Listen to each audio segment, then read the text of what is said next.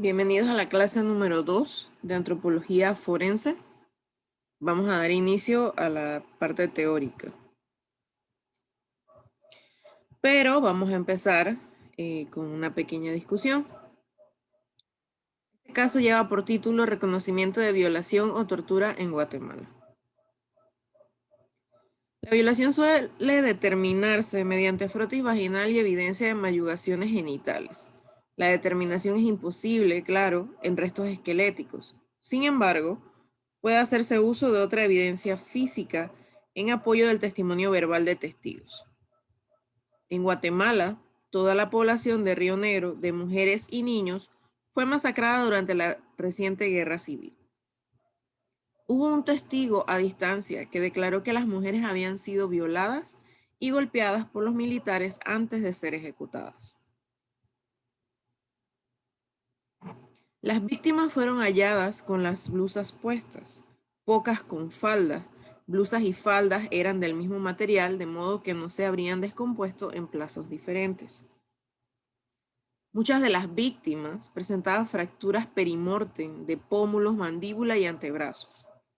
Las localizaciones coincidían con golpeo facial y vanos intentos de defensa. Algunas mostraban también fracturas espirales de los brazos, típicas de fuerza desgarradora.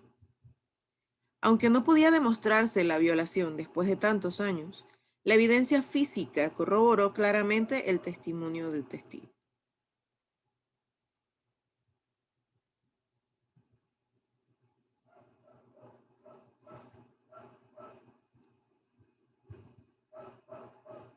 Bien, es importante saber que en la antropología vamos a estudiar huesos, no vamos a estudiar tejidos blandos. Entonces, este caso hace referencia a ese aspecto, en que muchos años después de un hecho, yo no puedo determinar ciertas cosas. Entonces, solo me queda estudiar los restos óseos, las ropas, el medio circundante, si está enterrado, si está a la intemperie, si está en el agua, alguna prenda de vestir, alguna herramienta. Entonces, de esta manera es que podemos investigar o ayudar a la investigación. No tenemos otra manera de hacerlo.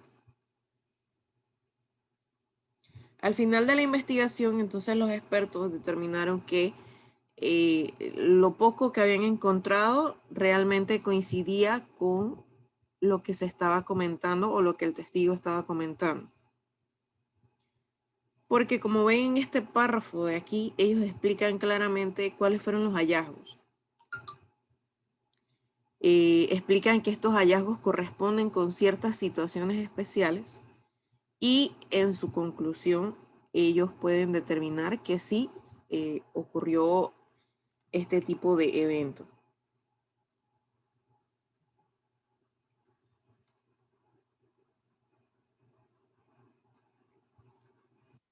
Recordemos un poco las definiciones. Análisis significa examen y estudio de un elemento según la base de sus componentes. Este análisis puede ser de dos formas: descriptivo, es decir, observando y describiendo las cosas que estamos viendo, o numérico, es decir, enumerándolas.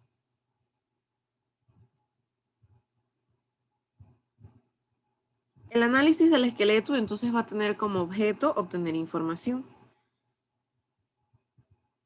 La descripción e identificación del cadáver solamente es parte del resultado, no es el todo, porque queremos buscar también la posible causa de muerte si se permite, dependiendo de lo que hayamos encontrado.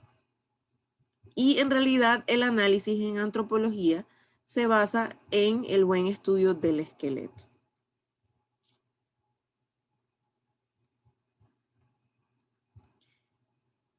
El análisis completo del esqueleto tiene que aportar cierta información que es importante para el caso que estamos investigando. Entre ellos, información acerca de las actividades del individuo, las circunstancias de su muerte, el intervalo post-mortem y el destino de los restos, es decir, hacia dónde los voy a enviar para que sean analizados o preservados.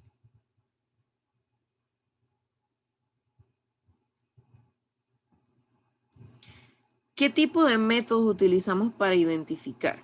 Bien, tenemos varias opciones.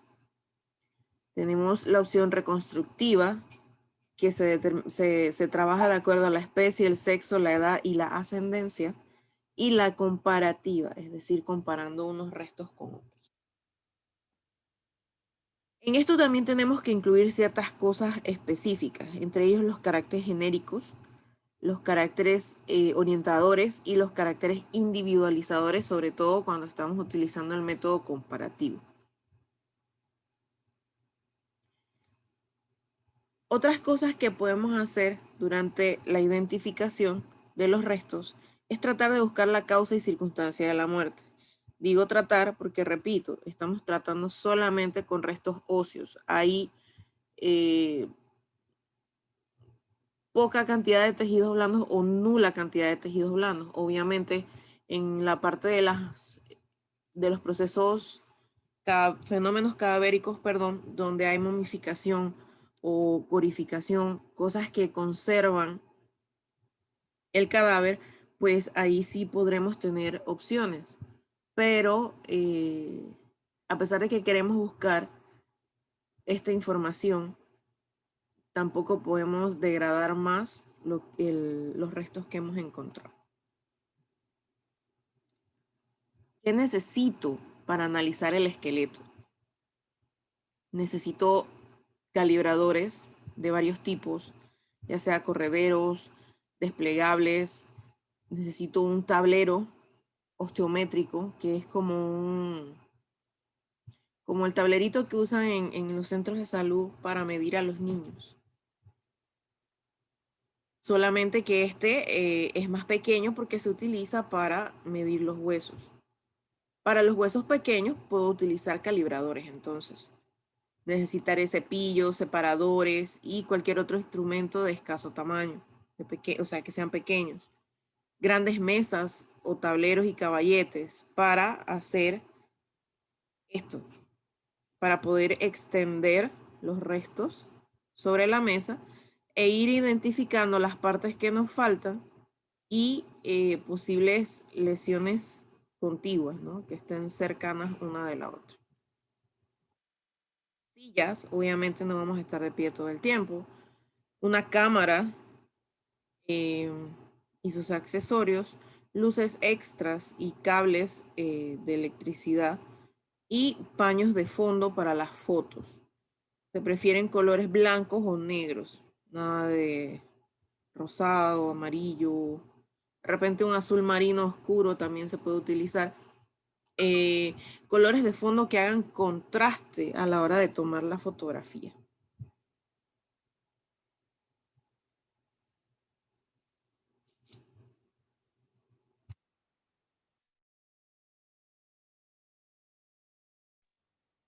También vamos a necesitar medidores diversos o reglas para incluirlos en las fotografías, igual que estuviéramos recogiendo indicios, que tenemos la escuadra con las medidas y la ponemos cerca del indicio para las medidas, etc. Igual acá también necesito una regla para las fotografías. Escurridores, bandejas, cubos, tinas. Esto más que nada para lavar y recoger cualquier indicio extra que esté adherido a los restos óseos, una computadora, una impresora, un logicial que incluye hojas de cálculo, procesadores de texto y análisis de los huesos, una pizarra o tablero para escribir, un hervidor de agua. ¿Por qué? Porque al cráneo se le puede hacer una limpieza y el proceso incluye hervir la estructura para terminar de retirar cualquier tejido adherido o ropa adherida al mismo. También vamos a necesitar pistolas de goma caliente y unos cubos para polvo y cepillo.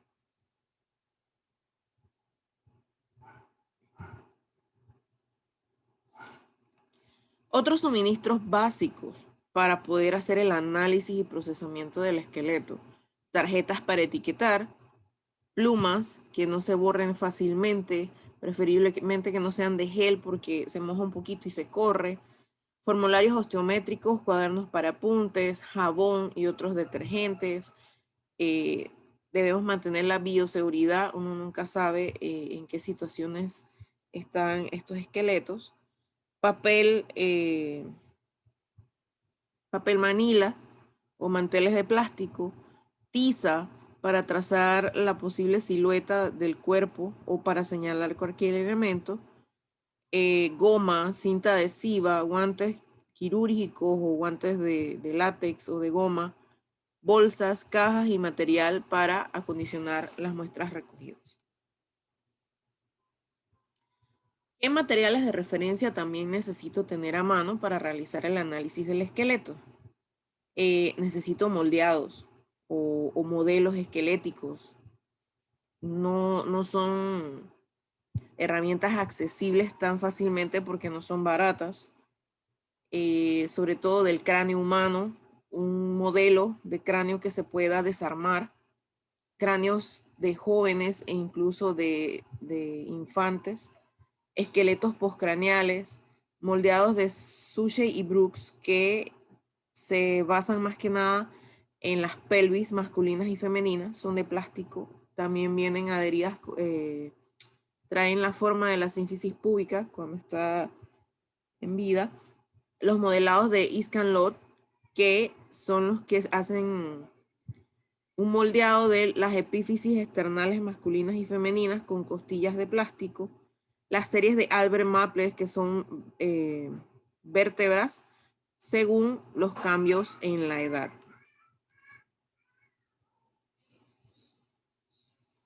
También voy a necesitar dibujos y fotografías, ilustraciones anatómicas del esqueleto adulto y la unión epifisiaria juvenil, ilustraciones de la dentición adulta y la calcificación y erupción juveniles. Esto es importante para las identificaciones comparativas. Y también voy a necesitar libros, sobre todo atlas de anatomía, que incluyan una extensa cantidad de fotografías del esqueleto humano. ¿Qué puedo optar por tener en el campo de estudio? Obviamente esto va a depender de qué tipo de análisis estoy estudiando y dónde estoy haciendo este estudio. Un refrigerador, una sierra para huesos, equipo de radiografía, que esto pues en nuestro país no es que sea tan fácil tenerlo en el campo. Sierra para secciones finas, un microscopio y una balanza. ¿Qué métodos entonces voy a utilizar para determinar, por ejemplo, el tiempo que tienen estos restos óseos en el lugar? No existe un método fiable realmente para determinar la data en el estudio antropológico forense. Existen los estudios de Müller sobre la evolución de las partes blandas. Existen estudios de contenido de material, aquellos que buscan el aumento de hierro, zinc, plomo, y estudios para determinar la disminución de potasio y magnesio. Estudios histológicos, si cuento con cortes finos de los huesos o si hay algún resto de tejido blando que pueda estudiar. Fluorescencia ultravioleta, recordemos que se puede utilizar para restos de 150 años a 900 años. Las técnicas en restos arqueológicos más conocidas, el carbono 14, las resonancias magnéticas y los estudios bioquímicos de los restos óseos. Obviamente todo esto va a depender del lugar donde estamos realizando el análisis, las características del terreno, si es muy soleado, si es muy húmedo y cualquier otro tipo de factor tafonómico que pueda afectar o que pueda evitar que determinemos fehacientemente la data de los restos. ¿Cómo determinamos las especies? Bien, las especies, para determinarlas, necesitamos observar las características morfológicas de los restos óseos. Es decir, yo me voy a fijar en el tamaño, en la forma, en la textura, en el peso y en el espesor de la cortical del hueso. Quizás no se aprecia bien porque está detrás del título, pero tenemos el esqueleto humano, tenemos el de un gorila, tenemos el de un chimpancé y estos de los monos un poquito más pequeños. ¿ok? Por ejemplo, el mono tití. Entonces, vamos viendo el tamaño, la forma de los huesos, etcétera, para poder entonces hacer de manera comparativa la determinación de la especie. De esta manera podemos medir la cortical o la corteza del hueso, ¿verdad? Entre otros aspectos que podemos analizar para determinar la especie, entonces también podemos hacer estudios por microscopio y medir las diáfisis de los huesos largos. El índice medular en los humanos debe ir de 0.45 a 0.48 milímetros.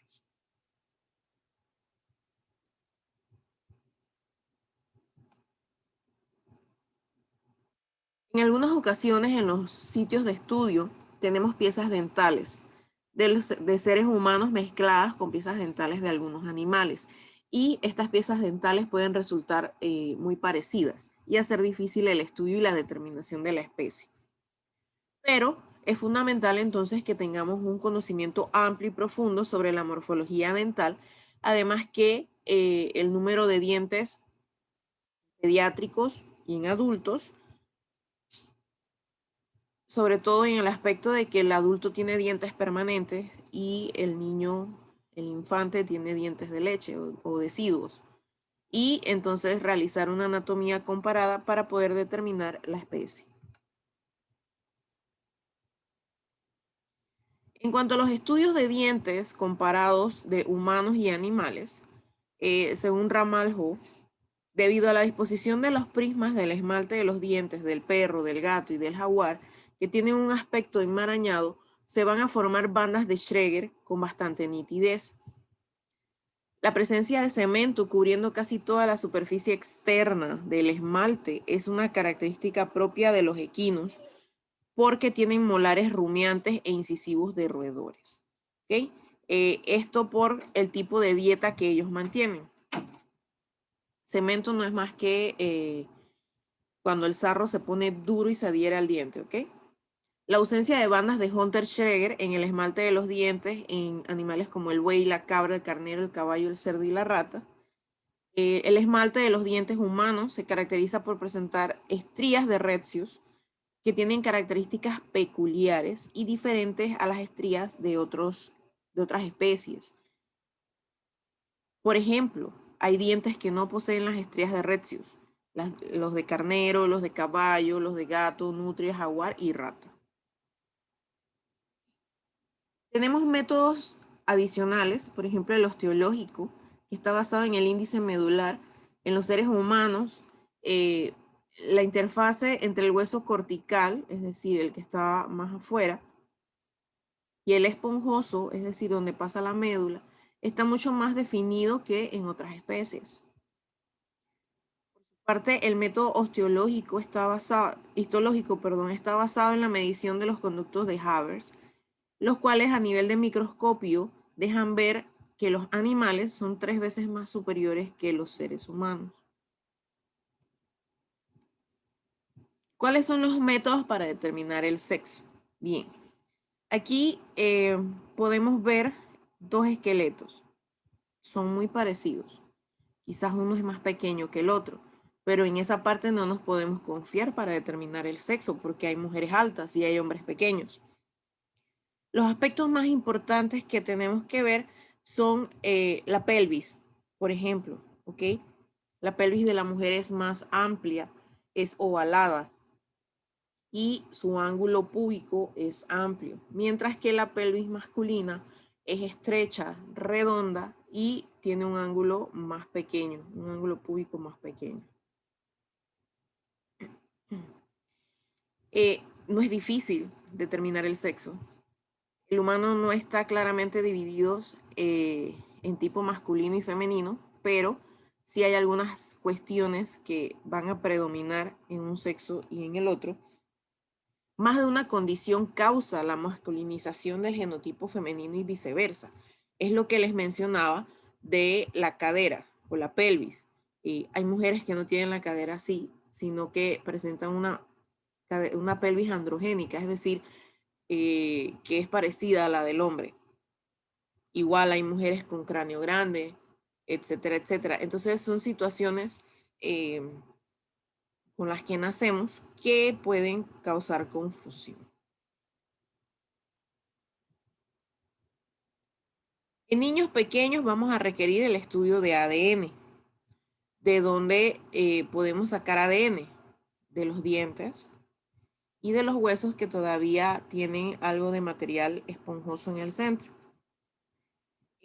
También podemos determinar el sexo de acuerdo a la medida de ciertas estructuras óseas, entre ellas la cabeza del fémur y la cabeza del húmero. Si vemos en el varón, en teoría, estas dimensiones son mayores que en la mujer, pero vuelvo y repito, no todas las mujeres son pequeñas.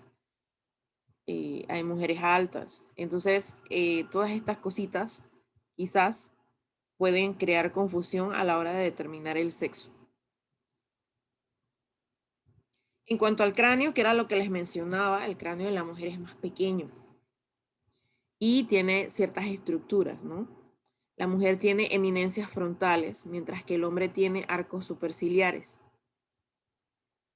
La órbita del hombre es mayor, es más grande, tiene forma cuadrada, mientras que la de la mujer es más pequeña y su borde orbitario es un poco más redondeado, más delicado. El mentón, ¿verdad? Es un poquito más recto en el hombre y en la mujer un poquito más redondo. Y la mandíbula en el hombre es amplia, ancha, mientras que en la mujer es un poco más fina y delgada. Una vista lateral. Tenemos el arco superciliar en el hombre, la eminencia frontal en la mujer, tenemos el proceso mastoideo en el hombre, tenemos la eminencia parietal en la mujer, en el hombre está la protuberancia occipital, que en la mujer no está, tenemos el área gonial, ¿verdad? Que es en el ángulo de la mandíbula, la mujer no lo tiene tan pronunciado, y también el mentón es diferente, ¿ok?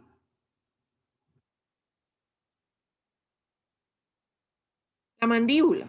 Estábamos hablando del proceso gonial, que es este de la esquina, ¿verdad?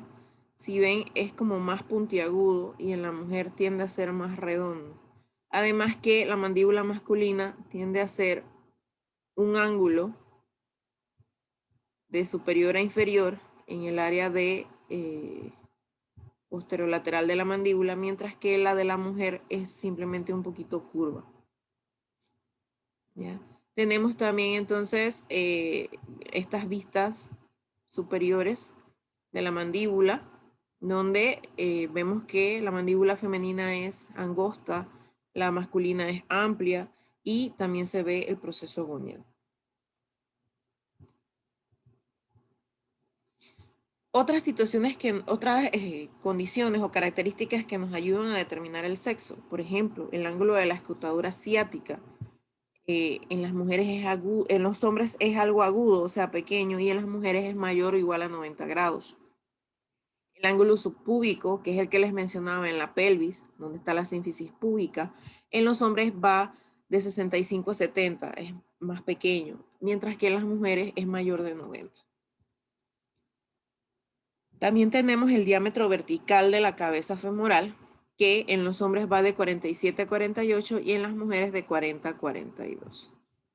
Por su parte, el diámetro vertical de la cabeza humeral en hombres es de 40 milímetros y en la mujer menor de 35.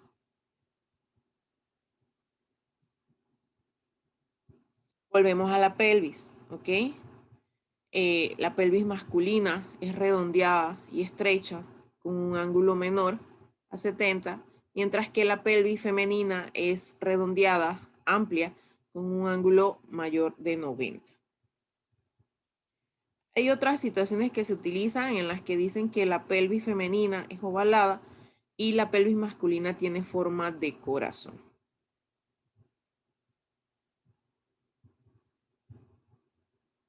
Entonces, antes de pasar al análisis de la identificación del esqueleto, hay que verificar alguna información adicional. Entre ellos, la pelvis es estrecha o es ancha, el alargamiento del pubis, el ángulo subpúbico cuánto es, el arco ventral, la escotadura ciática y el surco preauricular. Son otras cosas que se estudian a nivel de la pelvis. En el cráneo, por ejemplo, es áspero, liso, el mastoides y la región de la nuca es prominente o no, la cresta superciliar y frontal está presente o no, la mandíbula, ¿verdad? Todas las características que les acabo de mencionar. Esto es como un resumen de los aspectos que uno debe buscar cuando está estudiando buscando el sexo, perdón. Las características raciales. Obviamente uno se acostumbra a determinar la raza de acuerdo a lo que vemos, el fenotipo, los tejidos blandos. Pero en antropología no vamos a estudiar tejidos blandos, vamos a estudiar esqueleto. La raza es un concepto biológico y cultural que confunde porque abarca muchos aspectos.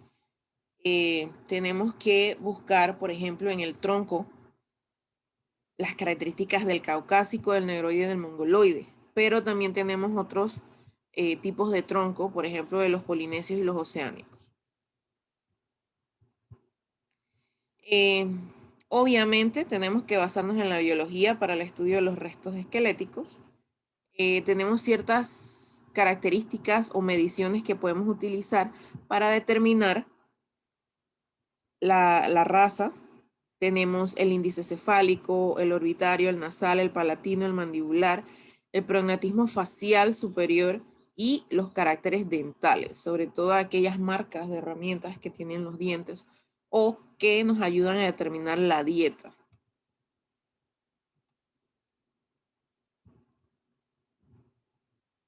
La información biológica entonces se vuelve complicada porque no hay límites raciales como tal. Y además que recordemos que somos un crisol de razas, sobre todo aquí en América. Es una mezcla genética. Las diferencias que podemos detectar en el fenotipo, es decir, lo que vemos, proceden de diferencias genéticas menores fijadas en un aislamiento geográfico.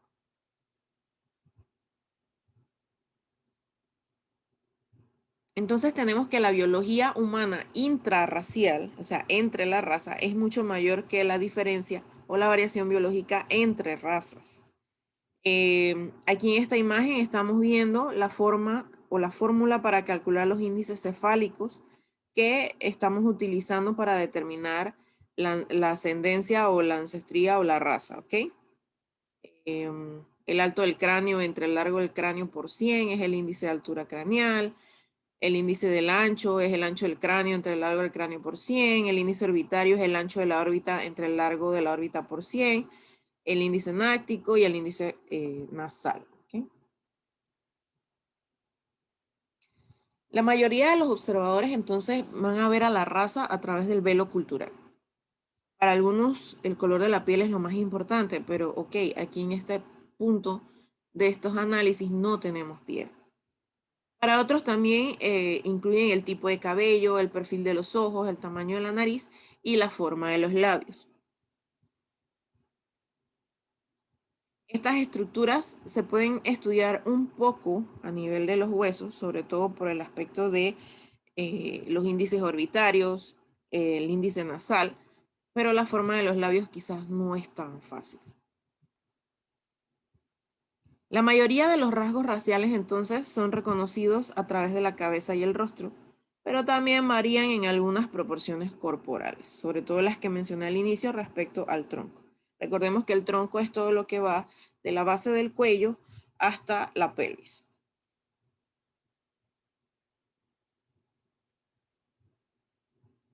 ¿Cuáles son los rasgos postcraneales? En ausencia del cráneo, nos servimos de otros elementos. La mayor parte de los estudios postcraneales se centran en el fémur. ¿Por qué? Porque tenemos estructuras que han sido vastamente estudiadas en el fémur, entre ellas la curvatura anterior del cuerpo o del tallo femoral, la forma de la diáfisis proximal, el índice platimérico, la profundidad de la muesca intercondyle. ¿Cuáles serían las diferencias en las razas en el fémur? Bien, las personas de origen asiático, incluyendo los indios americanos, tienen la curvatura anterior más recta, la diáfisis proximal aplastada, anteroposterior, la profundidad de la muesca intercondilia indeterminada. Los de, los de origen europeo tienen la curvatura anterior más curva, la diáfisis proximal más redonda y la profundidad de la muesca intercondilia menos honda. Por su parte, las personas de origen africano tienen la curvatura anterior más recta, la diáfisis proximal más redonda y la profundidad de la muesca intercondilia más honda. ¿Qué otros métodos puede utilizar para la determinación de la raza? La geometría postcraneal, relacionada con la forma global del cuerpo, o sea, el cuerpo como un todo. La hipótesis de Berman y Allen, relativas a la forma del cuerpo y el medio ambiente. Entonces aquí entra un poquito el aspecto de el medio ambiente, las costumbres que tenía la gente, la dieta que manejaba la gente. En nuestros ancestros era muy común que como no había herramientas, ellos utilizaban sus dientes como herramientas. Y esto dejaba unas marcas que nos ayudaban a determinar la data de los restos y también la raza y otros aspectos. La regla de Berman dice que la masa corporal aumenta en los habitantes de climas fríos, teniendo como resultado un cuerpo corto, ancho, con extremidades cortas. La regla de Allen, por su parte, habla que las extremidades aumentan su longitud en climas cálidos. Van a tener como resultado un cuerpo largo, delgado y extremidades largas. Obviamente, estas situaciones se pueden entremezclar, ¿no? Tenemos también los procesos espinosos cervicales, es decir, las vértebras que tenemos en el cuello. Según Duray, las apófisis espinosas entre la cervical 3 y la cervical 6 presentan una mayor frecuencia de bifidismo en blancos que en negros.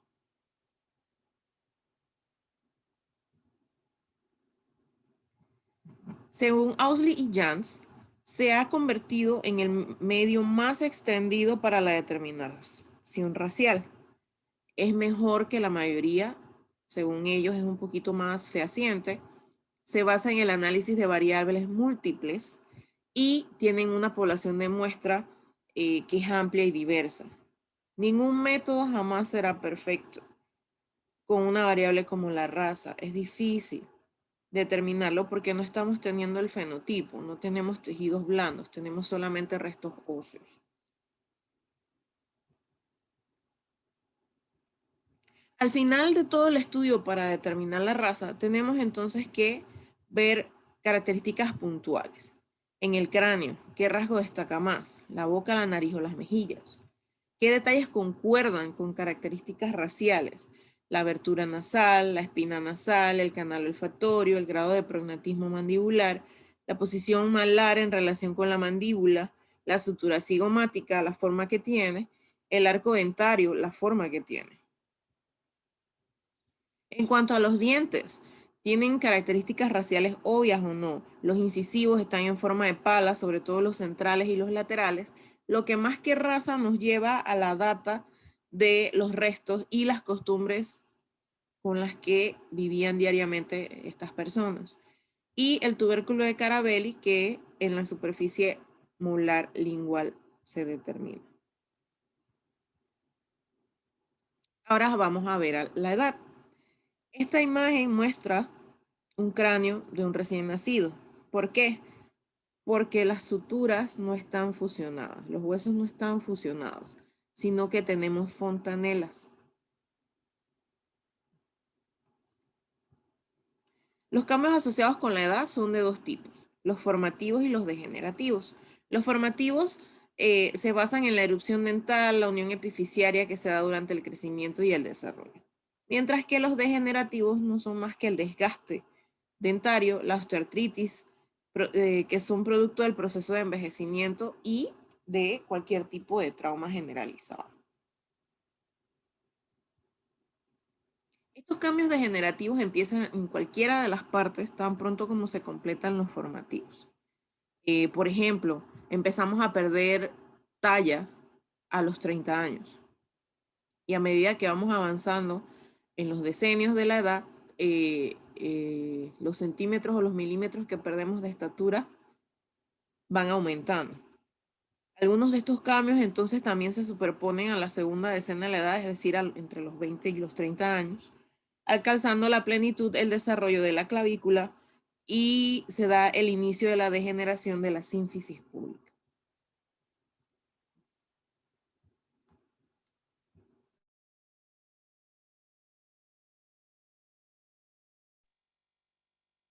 Son varios los métodos que tenemos a disposición para determinar la edad, pero ninguno es 100% exacto. Entonces, ¿cuáles son estas fuentes de error que evitan que los métodos para determinar la edad sean completamente verídicos? La variación individual como indicativo de la desviación típica del método. No todas las personas del mismo sexo y la misma raza son iguales. Las diferencias entre la población de muestra y la de origen. Yo no puedo utilizar un estudio que me habla de los europeos para analizar restos óseos encontrados en América, por decir algo. Es distinto.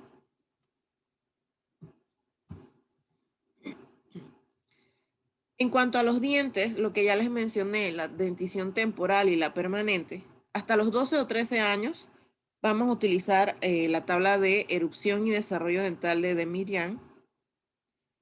Recordemos que la dentición deciduo temporal consta solamente de 20 piezas dentales, ¿verdad?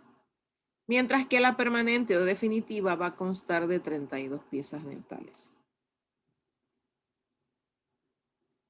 Los métodos de Nola y Demirian se basan en el nivel de erupción, si se ve solamente la punta del diente, si ya se ve la corona, si se ve un poquito más, etcétera, etcétera, hasta que tenemos el diente completo.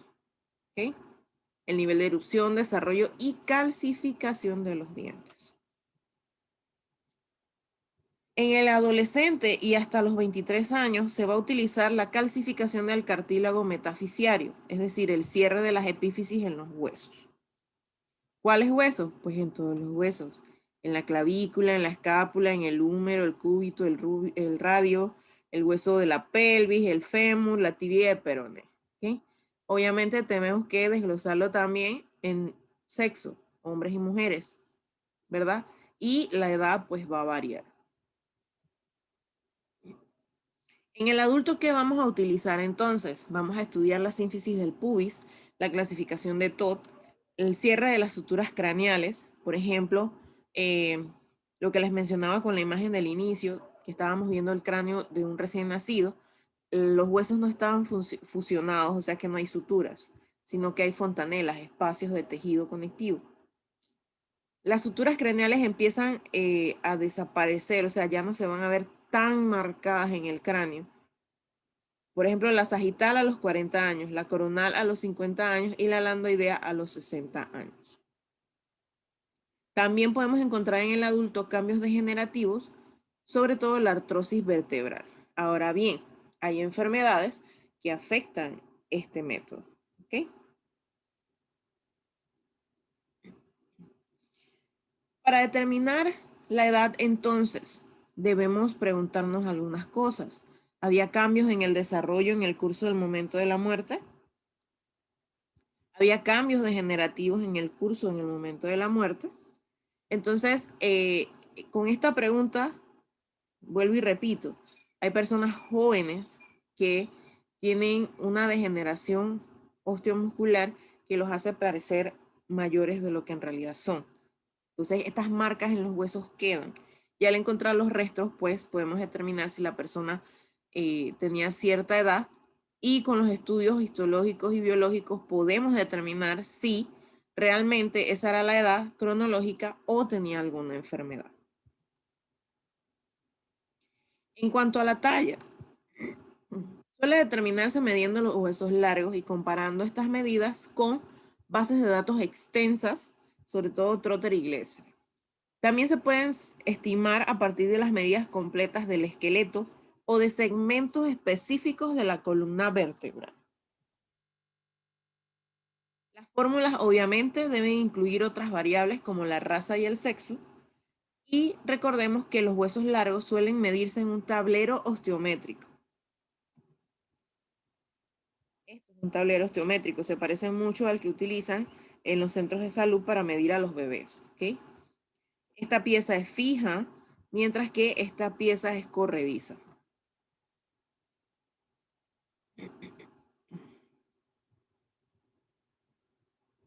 ¿Cuáles son los sistemas de medida que vamos a utilizar?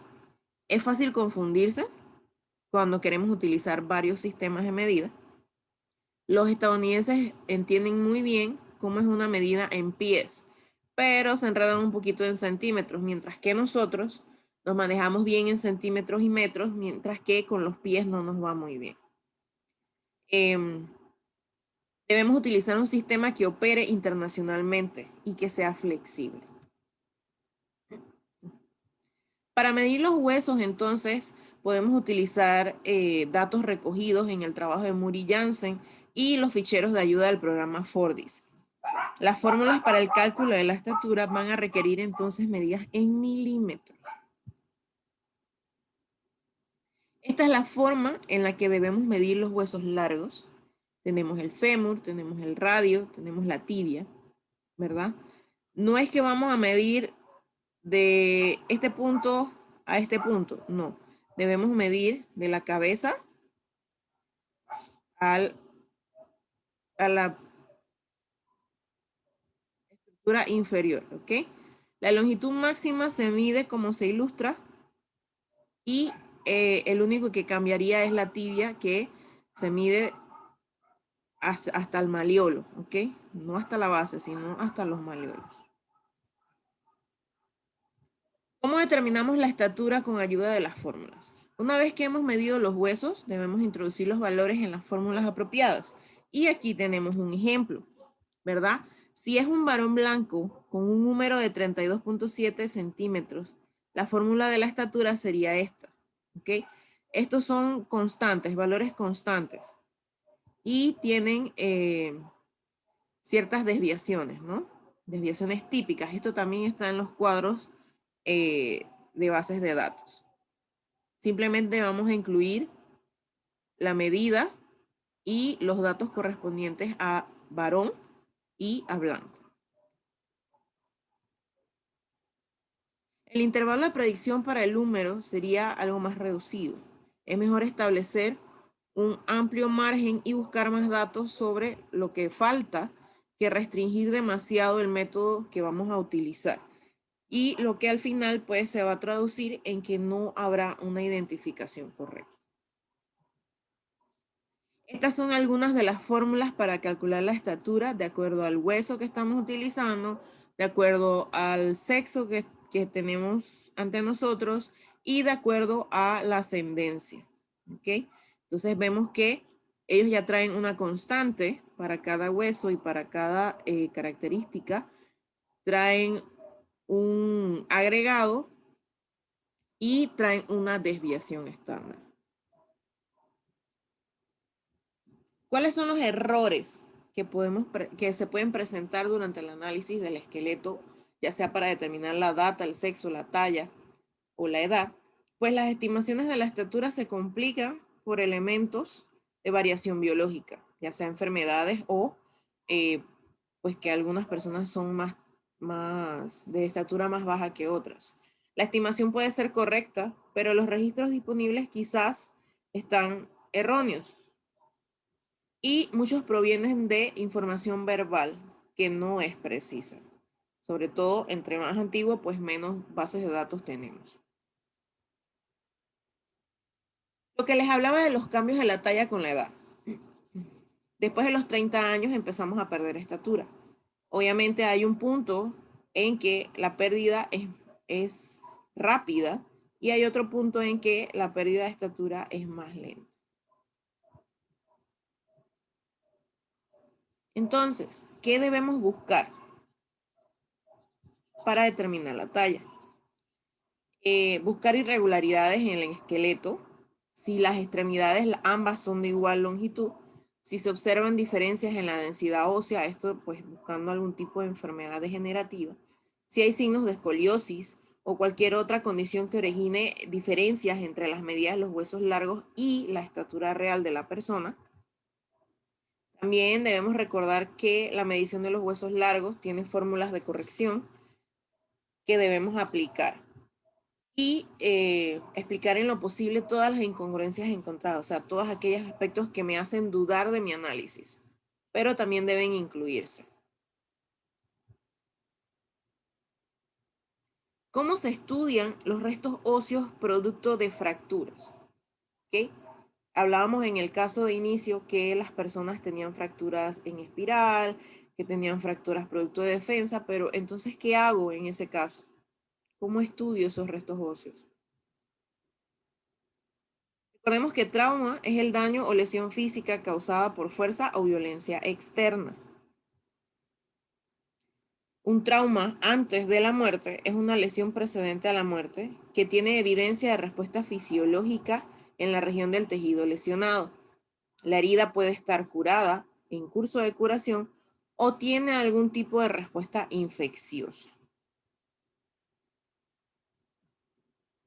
Las superficies óseas muestran signos de engrosamiento y proliferación ósea. Los bordes, como vemos en esta imagen, son redondeados y las superficies tienen características de remodelación ósea. Es muy útil para los fines de identificación y de búsqueda de causa de muerte. El trauma perimortem, por su parte, es una lesión producida en torno al momento de la muerte, pero no necesariamente coincide con el momento de la muerte.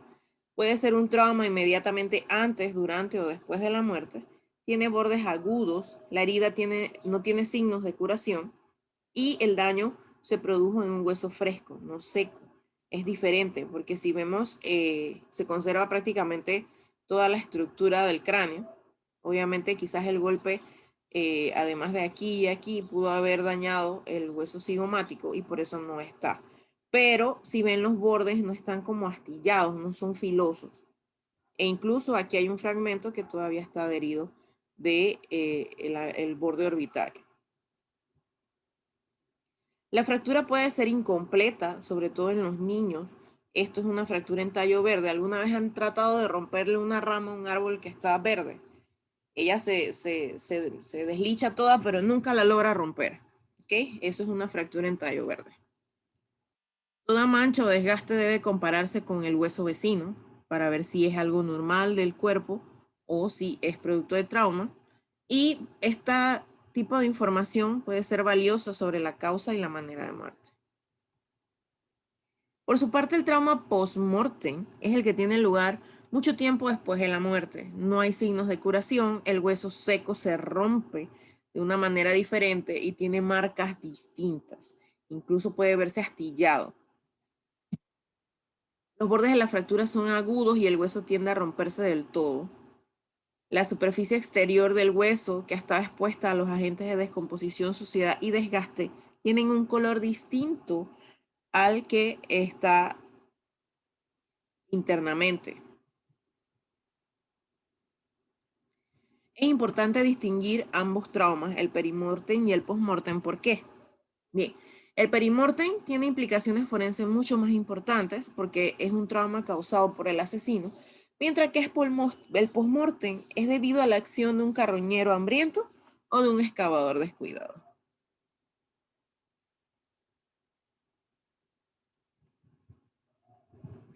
En cuanto a las amputaciones, el extremo amputado de un hueso se remodela en respuesta al cambio o pérdida de la función. En general, esto va a significar que la parte terminal del hueso se va a tornar lisa y redondeada.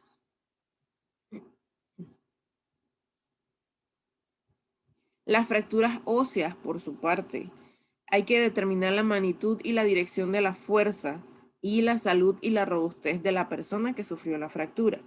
Las fracturas pueden clasificarse de distintas maneras y con nombres distintos. Por ejemplo, en el caso de ejemplo, hablaban de fracturas en espiral. Las fracturas en espiral se perdió.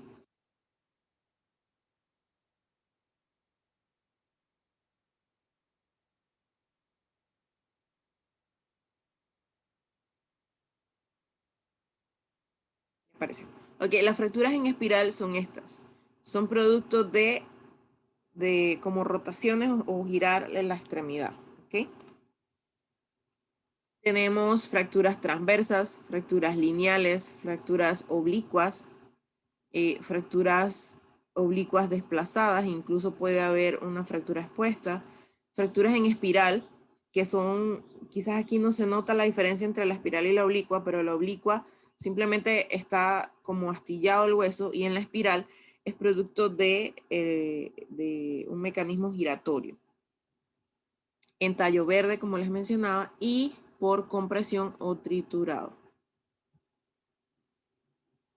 Hay otros tipos de fracturas, sobre todo a nivel de las vértebras. Tenemos fracturas por compresión, tenemos fracturas por estallido, fracturas por flexión y distracción y fracturas por dislocación.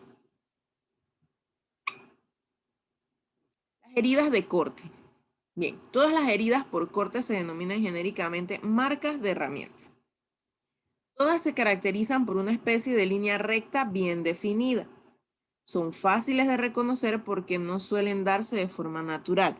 O sea, no tenemos marcas, líneas, heridas, no tenemos nada de eso en el cráneo o en los huesos. Los huesos son lisos. Hay que examinar las marcas y utilizar un microscopio de poco aumento o una lupa para examinar las finas líneas. Si ven en esta imagen, tenemos algunas flechitas que nos demarcan las marcas de herramientas en el hueso.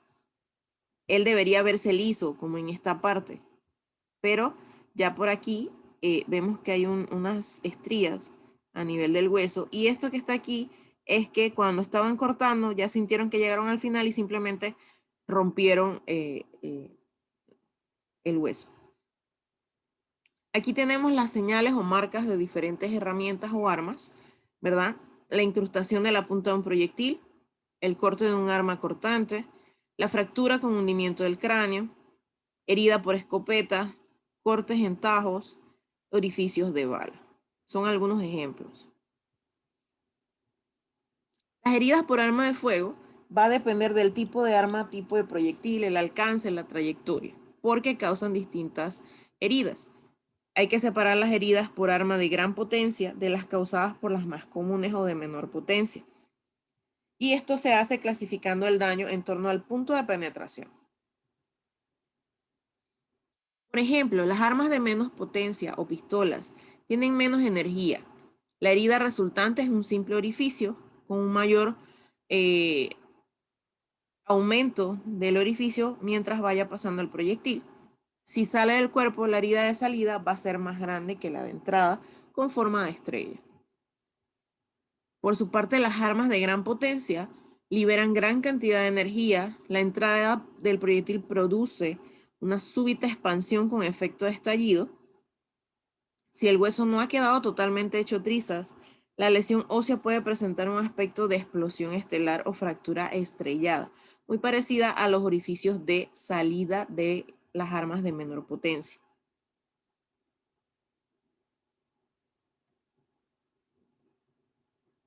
En estas imágenes vemos entonces las diferencias en las heridas de entrada por arma de fuego de menor potencia, que es esta que está aquí arriba. Si ven, simplemente es un pequeño orificio a nivel del cráneo, mientras que las de mayor potencia no solamente tienen el orificio, sino que también hay fracturas lineales satélites al punto de entrada. Las heridas por escopeta, por su parte, pueden también ser de diferentes tipos y esto va a depender de la distancia en la que fue impactada la persona, el tamaño de los perdigones,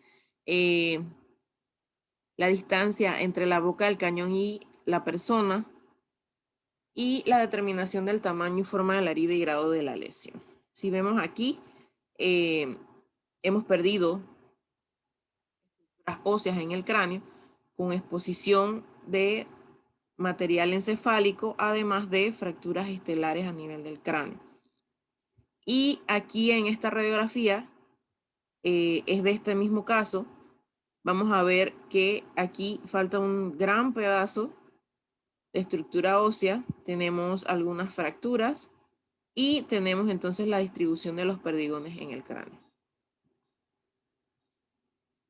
Los traumas por fuerza bruta son heridas causadas por cualquier instrumento descargado con gran fuerza. El impacto es menos poderoso que en las heridas de arma de fuego y los bordes no están tan definidos como en una herida de corte. Aquí tenemos el ejemplo que probablemente sea un martillo, ¿verdad? Alrededor del punto de impacto aparecen marcas concéntricas tipo caña verde o estrelladas. No sé si logran ver un par de estrías. Pueden haber otras fracturas, pero las concéntricas son características. Es decir, si yo aplico la suficiente fuerza con el martillo, quizás yo hubiera podido hacer una fractura por compresión en este punto donde se ve más profundo. ¿Ok?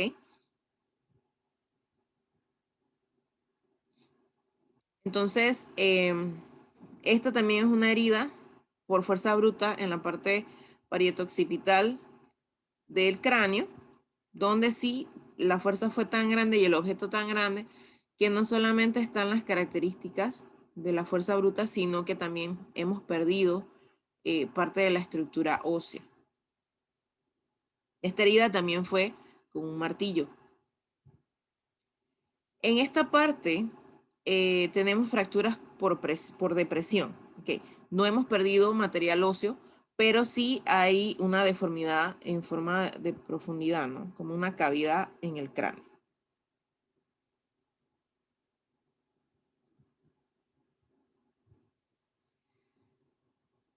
¿Cómo estudiamos los restos óseos quemados? Si es difícil estudiar un cuerpo humano calcinado, imagínense ahora si no tenemos ni siquiera tejido calcinado, sino solamente huesos quemados. Las cremaciones son habituales porque los autores de los delitos tratan de ocultar con fuego sus hechos delictivos. Por otra parte, no solamente tenemos hechos delictivos que están tratando de encubrir, sino también hechos lamentables como accidentes de tránsito, ya sea aéreos, de coche o de autobuses, que pueden terminar en incendios. El forense debe tener la capacidad de diferenciar entre restos humanos y no humanos, la cantidad de individuos que se han incinerado, los parámetros demográficos, sexo, edad, estatura, y también la reconstrucción de los hechos acontecidos. Fue quemado por el victimario, fue producto de un hecho de tránsito, etcétera, etcétera. Entonces, vamos a hablar de definiciones. Carbonizado. Se queman los tejidos internos, los órganos internos. Parcial. Se queman los tejidos blandos, los superficiales. Incompleto. Hay partes de los huesos. Completo. Simplemente hay cenizas. Entonces, obviamente, ¿quién va a realizar un estudio de las cenizas? Si no encontramos restos óseos, ¿cómo hacemos un análisis? ¿Ok? Durante la cremación, el calor va a modificar y destruir la estructura ósea de varias maneras. Y esto también va a afectar el tamaño, el color y la forma de los huesos. Hasta los 300 grados, el hueso se va a deshidratar, va a perder agua y va a haber una reducción de los mismos. Hasta los 600 grados, los materiales sólidos se extienden brevemente. Hasta los 800 grados, continúa la reducción citada anteriormente, pero no solamente la deshidratación, sino que los sólidos también van comprimiendo las corticales. Y el punto de fusión se alcanza aproximadamente a los 1630 grados Celsius. A esta temperatura ya no quedan restos óseos ni tejidos, sino que solamente quedan cenizas. Según Correa, en el análisis de las cremaciones es frecuente encontrar fragmentos de huesos, sobre todo de huesos de la cara y huesos largos. Mientras que lo que primero desaparece o lo que menos se encuentra son los huesos cigomáticos, el frontal, la clavícula, los huesos del carpo y las vértebras lumbares. Para determinar la edad, principalmente se establecen análisis de las suturas craneales, los estados del desarrollo dental y la sínfisis púbica. Para determinar el sexo, se debe analizar la porción petrosa del hueso temporal en el cráneo y el grosor de las diáfisis.